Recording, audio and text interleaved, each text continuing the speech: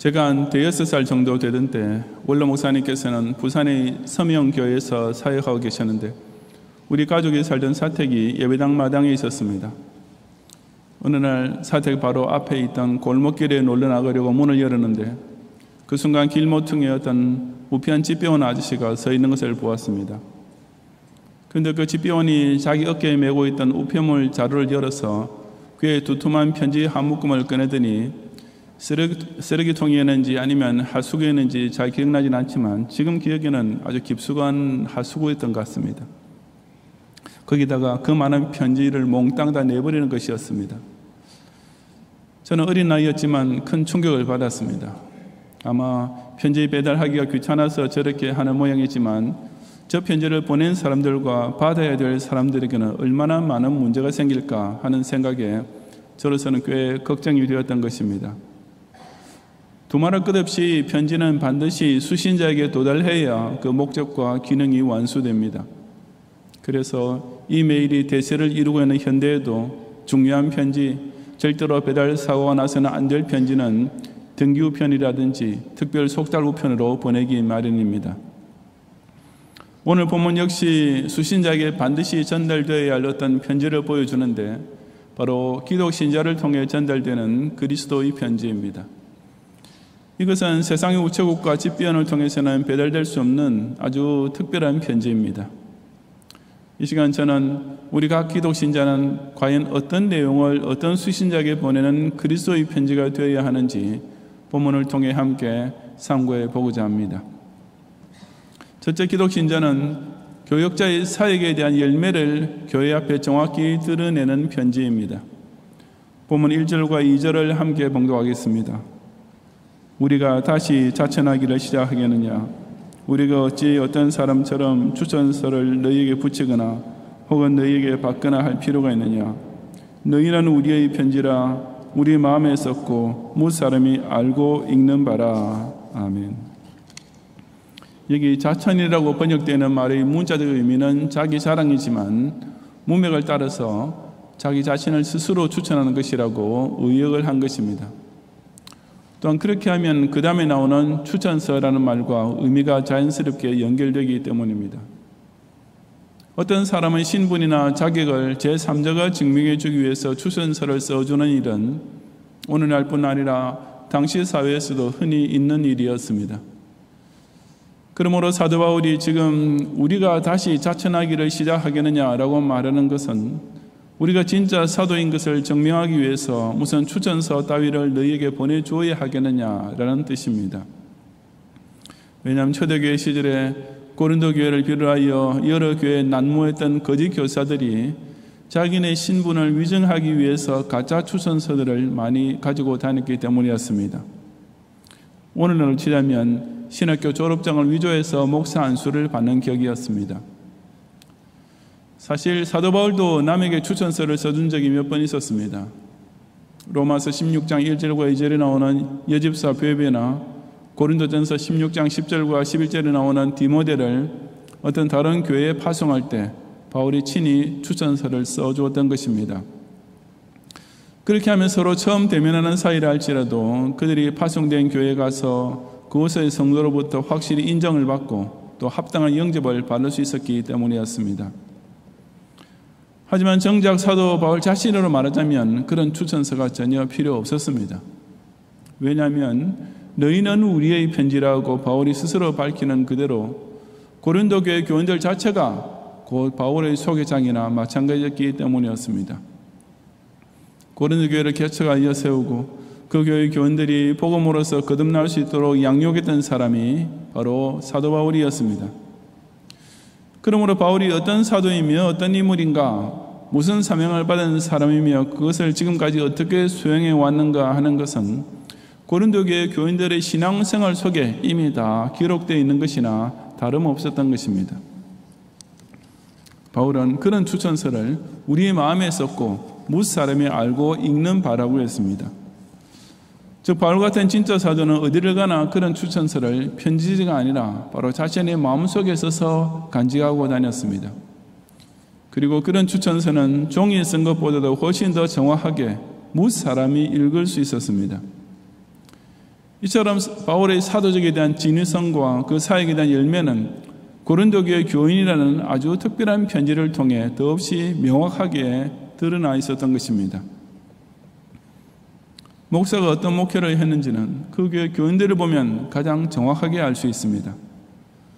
자기가 진짜 목사인 것을 증명하기 위해서 무슨 추천서나 이력서나 학력증명서 따위만 내세우는 것은 그 자체로 벌써 자신의 무자격과 부적격성을 스스로 드러내는 것이나 마찬가지입니다. 목사가 정말 목회를 잘하면 그 목사의 가르침을 받고 자란 교인들이 이미 그 목사에 대한 최고의 소개장이 됩니다. 다시 말해서 교인들이 교회 안에서뿐 아니라 이웃과 사회 앞에서도 예수님을 잘 믿고 사는 표를 내면 그것이 곧 그 교회 담임 목사가 사건이나 이단이 아닌 진실하고 충성스러운 주의 사자임을 가장 잘 증명해 주는 것입니다. 경양교회 교육부를 담당하는 교육자들이 어떻게 사역하고 있는지 알기 위해서는 제가 일일이 해당 교육부의 교사들에게 여론조사 따위를 할 필요도 없습니다. 그 강도사님이나 전도사님이 맡은 주일학교 어린이나 SFC 운동원들이 얼마나 주일 성수와 헌금 생활을 잘하고 있는지 그것만 보아도 충분히 알 수 있기 때문입니다. 여러 부목사님과 여전사님들이 교구 사역을 위해 정말 열성을 다해 섬기고 있는지 아닌지 역시 그 해당 교구 성도들이 총동원 새벽기도에 얼마나 많이 나오는지 주일마다 얼마나 많은 새신자를 전도해 오는지 흰맞이 빚은 헌금을 얼마나 정성과 힘을 다해 바치는지 이런 것만 보아도 얼마든지 알 수 있는 것입니다.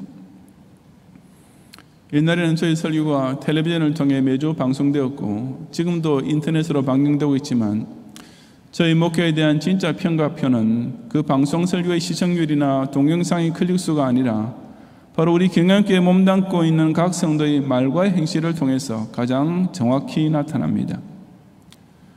다시 말해서 경양교회가 어떤 교회냐 하는 것은 주일의 강단에서는 저희 얼굴이 아니라 바로 엿새 동안 여러분 각자의 생활을 통해 고스란히 드러나게 됩니다.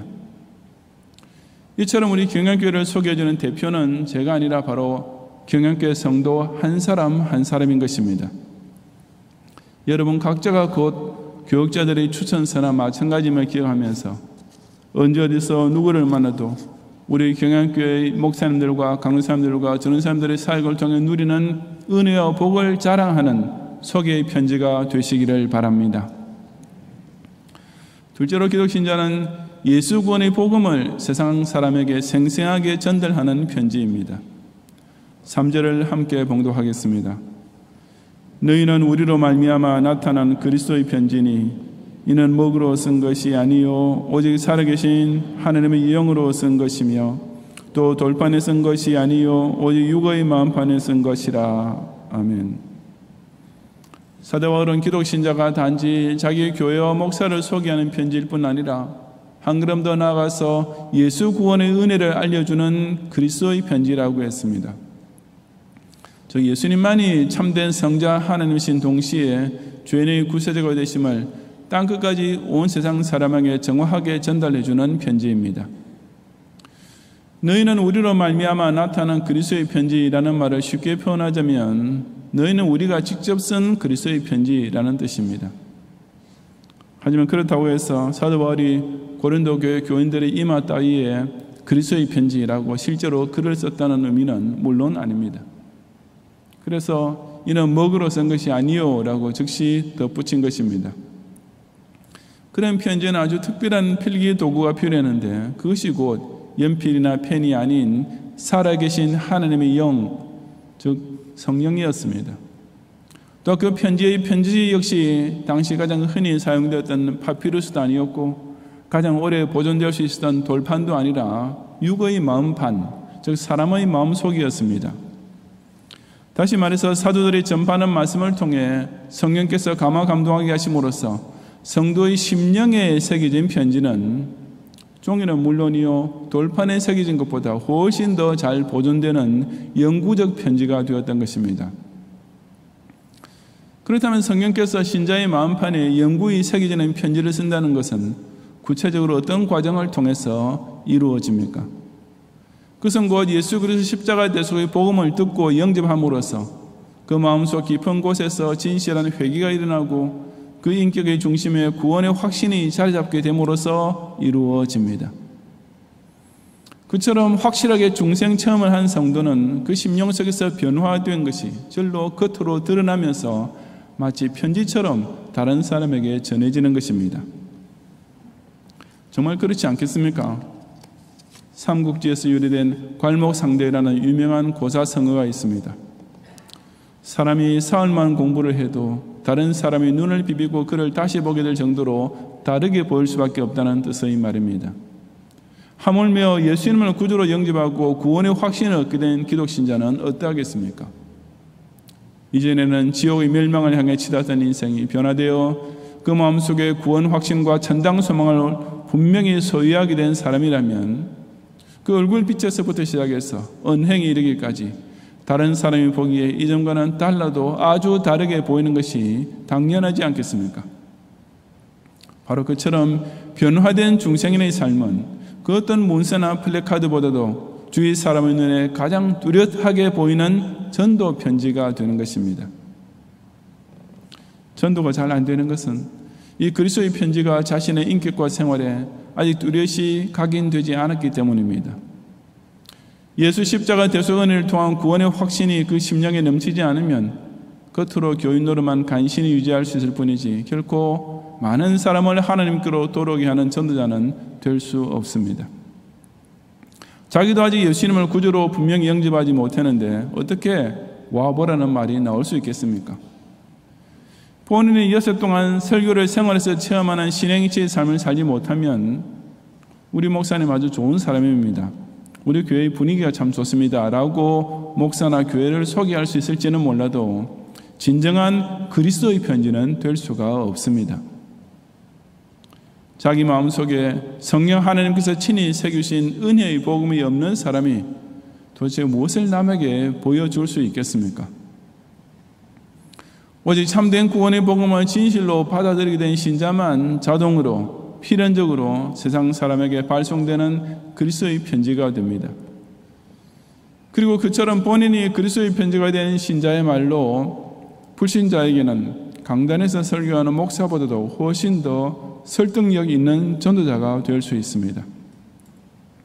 중생인으로서의 변화된 모습을 자기 이웃 사람과 직장 동료에게 마치 시청각 자료처럼 생생하게 보여주는 것이야말로 그 어떤 문서 전도나 방송 선교보다 훨씬 더 감동력 있는 전도가 되는 것입니다.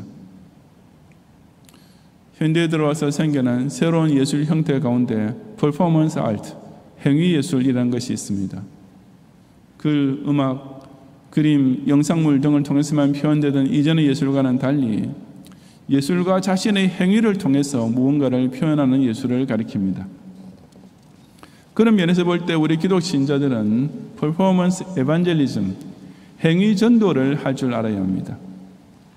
그저 문서나 방송을 통해서 간접적으로만 전도하거나 예수 믿으세요라고 말로만 전도하는 것이 아니라 진정으로 예수님을 구주로 영접한 신앙인다운 신행일체의 삶을 불신자에게 직접 보여주면서 전도할 때 그 효과는 훨씬 더 크고 강력하게 나타날 수 있기 때문입니다. 이처럼 구원 확신에서 오는 기쁨과 감사를 하나님의 영의 감동하심을 통해 자신의 인격과 생활 속에 뚜렷이 새겨놓고 살아감으로써 먹으로 쓴 것보다 더 똑똑하게 돌판에 새겨진 것보다 더 확실하게 예수 그리스도의 이름을 빛내고 그 복음을 널리 알리는 전도 편지가 되시기를 바랍니다. 셋째로 기독 신자는 오직 믿음으로 의롭다함을 얻는 새 언약을 만천에 공포하는 편지입니다. 4절 이하 6절까지 함께 봉독하겠습니다. 우리가 그리스도로 말미암아 하나님을 향하여 이 같은 확신이 있으니 우리가 무슨 일이든지 우리에게서 난 것 같이 스스로 만족할 것이 아니니 우리의 만족은 오직 하나님으로부터 나느니라. 그가 또한 우리를 새 언약의 일꾼 되기에 만족하게 하셨으니 율법 조문으로 하지 아니하고 오직 영으로 함이니 율법 조문은 죽이는 것이요 영은 살리는 것이니라. 아멘. 이 본문에서 만족이라고 번역된 말은 충분이란 뜻으로 해석해야 합니다. 즉 사도 바울이 여기서 말하는 우리의 만족이란 본인 스스로 느끼는 무슨 만족감을 뜻하는 것이 아니라 하나님께서 바울에게 채워주신 어떤 충분함을 가리키는 것으로서 곧 사도의 자격이 충분함을 뜻합니다. 그런 맥락에서 4절과 5절을 다시 번역하자면 우리는 그리스도로 말미암아 하나님을 향한 확신을 가지고 이런 말을 합니다. 우리는 무슨 일을 하든지 그 자격이 우리에게서 나왔다고 생각하지 않습니다. 우리의 자격은 오직 하나님께로부터 나오는 것입니다 라고 할 수 있습니다. 이처럼 사도 바울은 자신이 하나님께로부터 친히 세움받은 사도라는 사실에 대하여 확신을 가지고 있었습니다.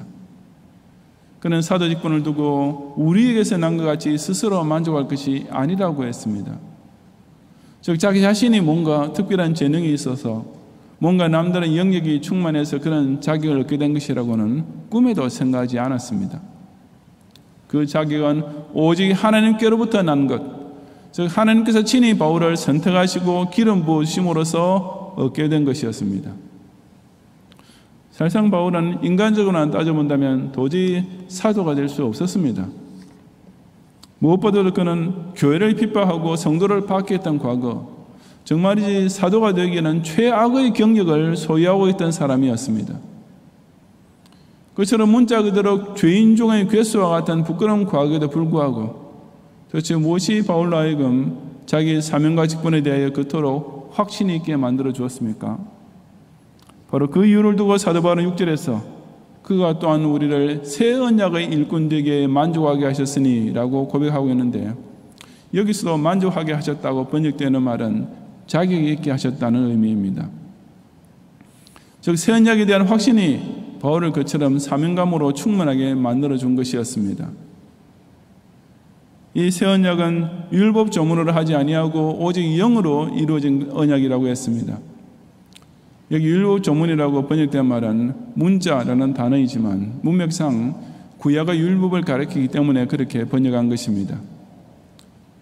그러므로 율법 조문은 죽이는 것이요 라는 말씀은 구약의 율법을 지킴으로써 구원을 얻어야 하는 것은 실상은 스스로 죽음을 자처하는 것이라는 의미입니다. 죽음의 길을 자처하는 것이라는 의미입니다.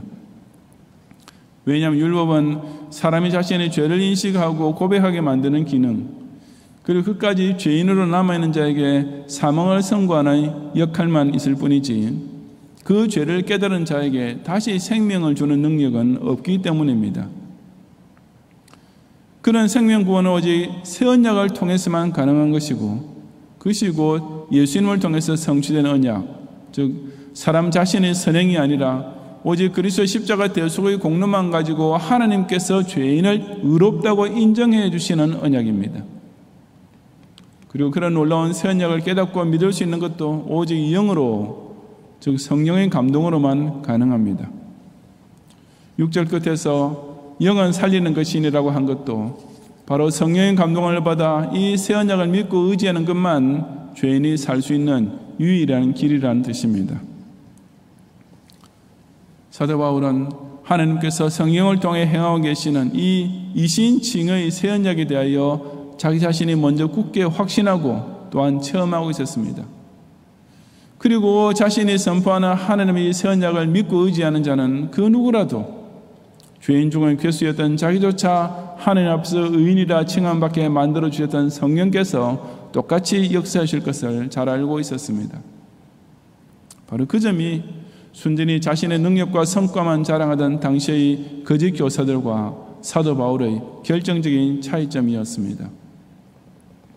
즉 사도 바울은 내가 잘해서 사람들을 변화시킨다는 자세가 아니라 오직 하나님께서 택자를 불러 먼저 의롭다 칭해주시고 성화의 진보가 절로 나타나게 하신다라는 확신 가운데 그의 사도직을 수행하고 있었던 것입니다.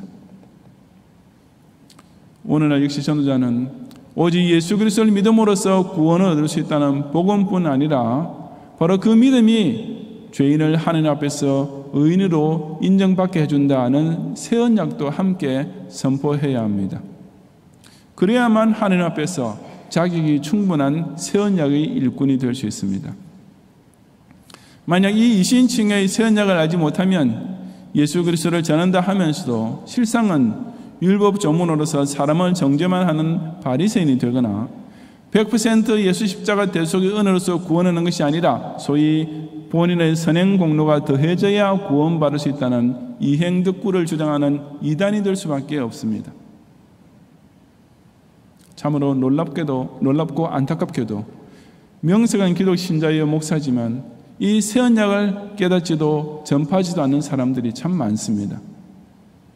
우상 종교인이나 천주교 사제가 사람의 영혼을 죽이는 율법의 조문만 알고 있는 것은 그렇다 치더라도 예수 구원을 믿고 전한다는 기독교 안에서조차 그런 이단과 먼 길을 같이 매는 혼합주의 종교인들이 득실거리는 것은 정말 알다가도 모를 일입니다. 그처럼 예수 구원의 복음을 이신칭의가 아니라 이행덕구의 교리에 바탕을 두고 전하는 자는 결국 수신자에게 치명적인 결과를 유발하는 오보를 전하는 편지나 마찬가지가 아니겠습니까? 사람은 어떤 매뉴얼을 쫓아서 신자가 되는 것이 아니며 먼저 믿은 신자가 전도할 때도 역시 본인의 테크닉이나 노하우를 사용해서 다른 사람의 신자로 만드는 것이 아닙니다. 사도조차 그것을 조금이라도 자기의 능력이 아니라 오직 성령의 능력에만 전적으로 의존했다면 오늘날의 목사나 성도는 더욱 그러해야 하지 않겠습니까? 그렇다면 복음의 내용, 전도의 핵심 역시 오직 그 하나님의 영이 가르치시는 대로 따라야만 우리의 미련한 전도를 통해서도 회사한 신자를 낳을 수 있을 것입니다. 오직 성령을 감화 감동하시는 능력에만 전적으로 의지하는 가운데 아직도 죽이는 율법의 저주 아래 있는 많은 영혼을 이처럼 십자가 대속 공로를 믿기만 하면 의인이라 칭함받게 해주는 새 언약 안으로 인도하는 하나님의 편지가 되시기를 바랍니다. 성도 여러분, 제가 중학생 시절에는 행운의 편지라는 것이 아주 유행했었는데 일단 그 편지를 받은 사람은 반드시 또 다른 7사람에게 똑같은 내용의 편지를 보내야 행운이 계속될 수 있다는 내용의 편지였습니다. 그리고 그처럼 행운의 편지를 계속 보낸 사람들에게는 실제로 어떤 좋은 일들이 일어났으며 보내지 않은 사람들에게는 무슨 나쁜 일이 일어났다는 예까지 들고 있었습니다. 제가 받은 편지에는 존 F 케네디 대통령은 그 편지를 받고도 다른 사람이 보내지 않았다가 그렇게 암살을 당했고 반면에 루즈벨트 대통령은 다른 사람 7장을 보냈기 때문에 미국에서 유일하게 사선 대통령까지 되었다는 내용이 포함되어 있었습니다. 그것은 이 편지를 받고도 다른 사람에게 전달하지 않으면 당신한테 불행한 일이 닥칠 거요 라는 위협이나 다름없었습니다. 하지만 저는 그 편지를 받고도 다른 사람에게 단 한 장도 보내지 않았음에도 불구하고 지금까지 별 탈 없이 잘 살고 있습니다. 당시에는 일일이 손으로 7장 뺏겨 쓰는 일이 고역이 있음에도 불구하고 행운의 편지라는 미명 때문에 너도 나도 받고 붙이고 했었는데 그냥 컴퓨터를 켜고 복사와 발송키만 누르면 쉽게 7장 보낼 수 있는 이메일이 생긴 요즘에는 어쩐 일인지 그 행운의 편지라는 것이 사라진 것 같습니다. 그런데 우리 기독 신자야말로 최고의 행운의 편지, 아니 진짜 행복의 편지가 아니겠습니까? 이 편지는 그냥 재수 좋아지라고 보내는 편지가 아닙니다. 행운의 편지 따위에는 결코 없는 복음, 예수 그리스도를 믿음으로써 지옥 형벌에서 구원받고 천국 영생을 누리게 만들어주는 진짜 기쁜 소식을 전하는 것이니 정말 이것보다 더 복스러운 편지가 어디 있겠습니까? 더욱 이 편지는 꼭 7장까지 복사하지 않아도 됩니다. 자신의 마음판에 한 번만 새겨놓으면 평생토록 그 신자를 만나는 사람마다 절로 보고 듣게 되는 편지입니다. 그러니 이 편지가 전달되는 속도는 소위 행운의 편지라는 것보다 훨씬 더 빠르고 광범위합니다. 7장만 보내는 것이 아니라 자신의 신행이 제 삶을 통해 평생 날마다 주위 사람에게 자동으로 발송하는 것이니 실로 얼마나 많은 사람이 이 편지를 받아볼 수 있겠습니까?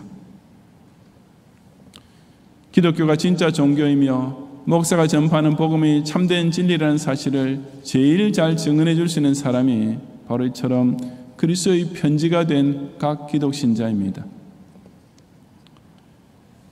이 편지는 목사에게까지만 가서도 안 되고 교인에게까지만 도달하고 그쳐서도 안 되는 편지입니다. 이 그리스도의 편지의 최종 수신 주소는 땅끝까지이며 최종 수신인은 14만 4천인의 마지막 한 사람, 즉 각 나라와 족속과 백성과 방언에서 나오는 아무도 능히 셀 수 없는 큰 무리의 마지막 한 사람까지이기 때문입니다. 예수님께서 발신하신 이 소중한 구원 복음을 교회를 중심으로 구원의 확신을 가지고 성령의 능력에 의지하는 가운데 주변 이웃과 온 세계 만민에게까지 날마다 전하는 그리스도의 편지가 되시기를 주님의 이름으로 축원합니다.